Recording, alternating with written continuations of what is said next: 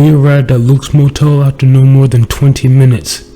Dusk had come and passed in minutes and left in isolating darkness outside. Luke assigned us a room and gave us both a key to it. I left Dave with Luke, deciding that he was more suited to handle the phone call, as the client was someone with whom he was personally familiar. I went to our room while the motel owner let Dave use the front desk phone to make the phone call, but not before taking a moment to call the sheriff's department. Shit like this happens and you don't inform the authorities? Not out here in Stanton County. That just wouldn't be thinking much. I reached the motel room and got settled in. It was quiet, so I decided to have myself a shower and get straight to bed. I was dragged from my sleep some unknown number of hours later. Jimmy, you gotta come out here and take a look at this. We got a problem. Dave slammed his fist on the door hard, yelling and ripping me from my sleep. I grumpily got out of bed yelling, "You could've just unlocked the damn door, you lazy shit." I drowsily stumbled my way to the motel room door. As I walked to the door, the fact that he hadn't simply walked in when he had the second key stood out to me. There was more to this that had me feeling hesitant to open that door. I just couldn't quite put my finger on what it was yet. "Dave, what's going on out there, buddy? What kind of problem we got to deal with now?" Dave's response gave me all the realization I needed. "What the hell we got to be afraid of?" Before speaking another word, I put the latch across the door.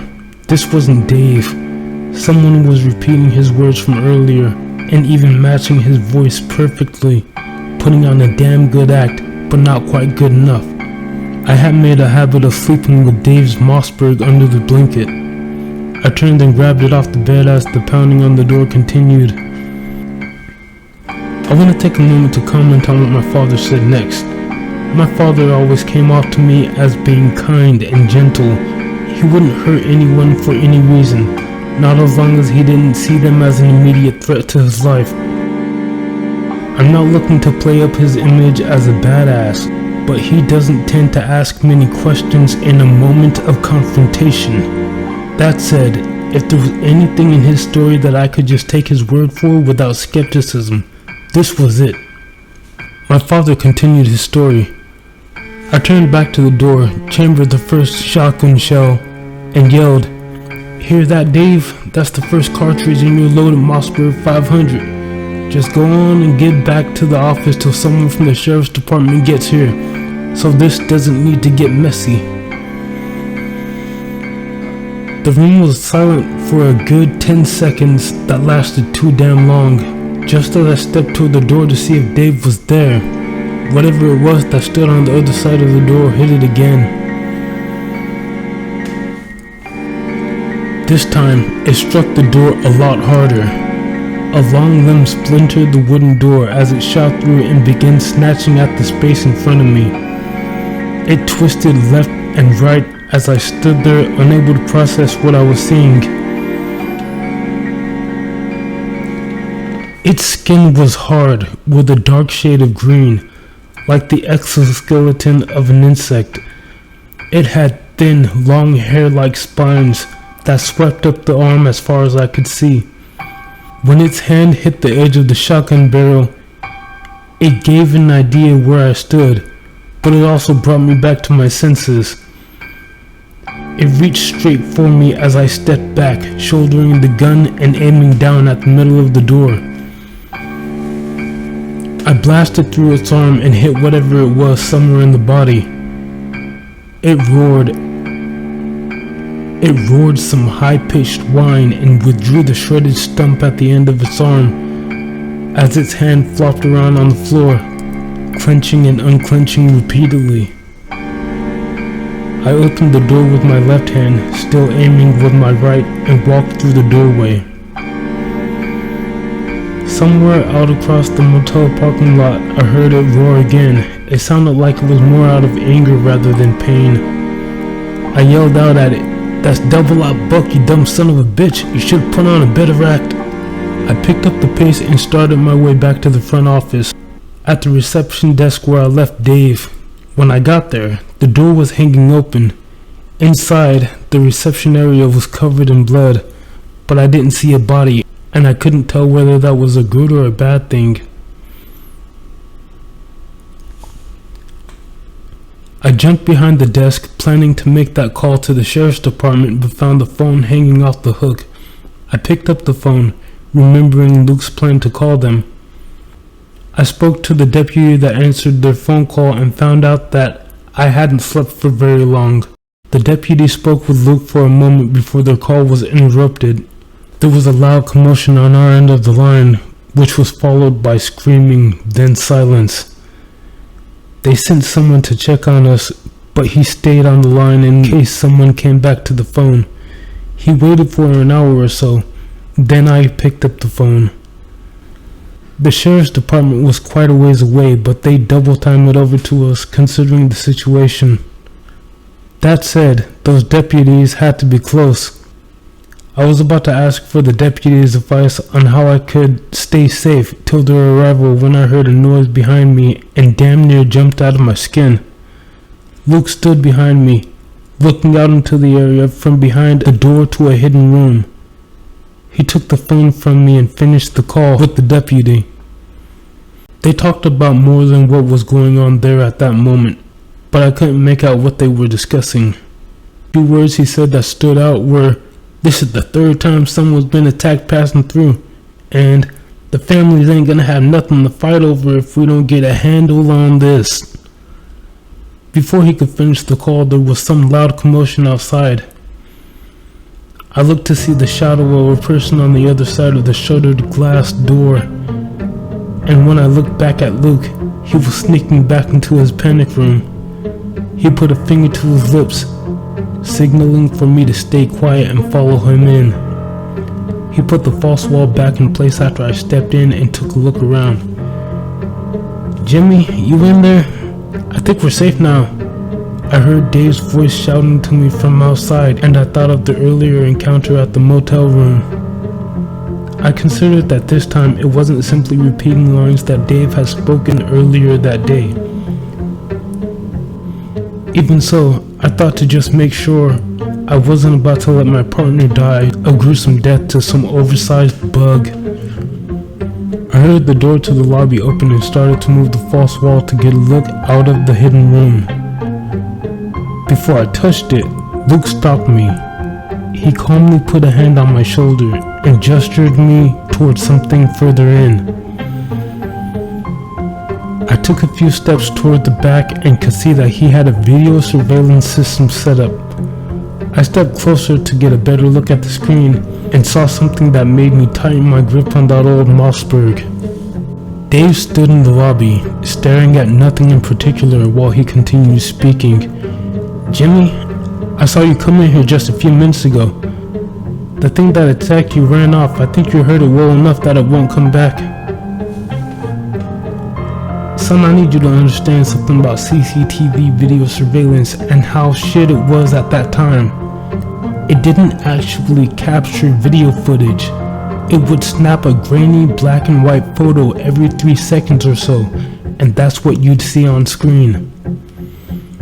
As bad as it was, I could tell that there was something wrong with him.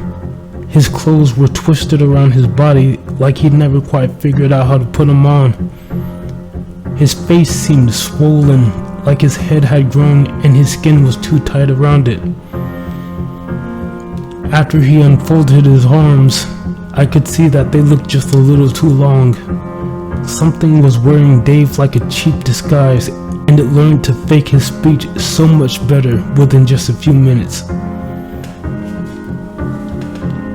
The door that led outside held dark shapes within the greater darkness behind him, observing the scene as if in waiting.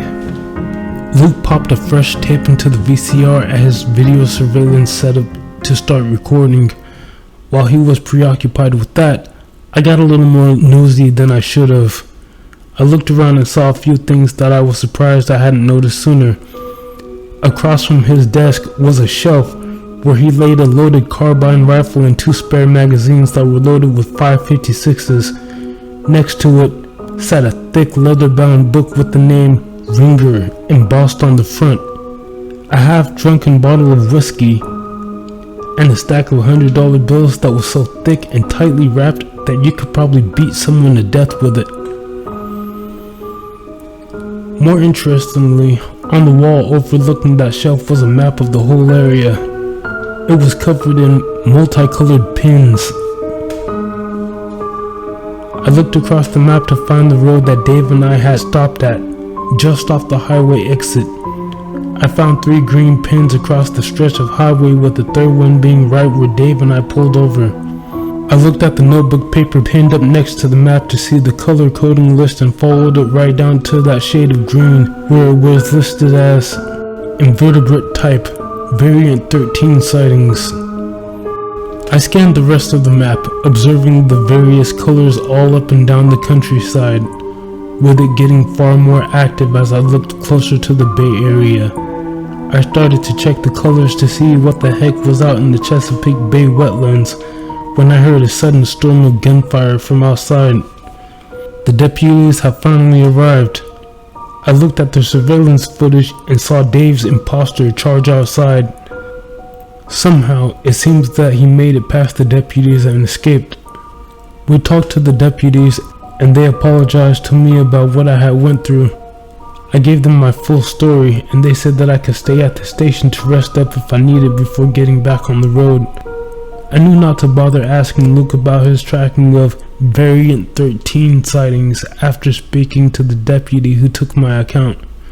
The deputy that I spoke to made it real clear that my partner was eaten by a gator that roamed too far west of the wetlands when he left our motel room.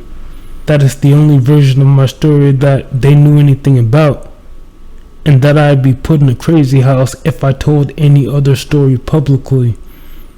He was right and I knew it. For that reason, they weren't worried about me talking about the cover-up of the attack on our truck or Dave's death, because it simply wouldn't cause them any trouble if I did. Who would believe me? After thinking through that, I decided that it wouldn't be smart to let the types who conduct cover-ups know that I had learned as much as I had. After telling me this story, my father took a few weeks off to clear his head. Meanwhile, I decided to look into his story using one of the details mentioned. The motel owner in his story referred to the area as Stain County.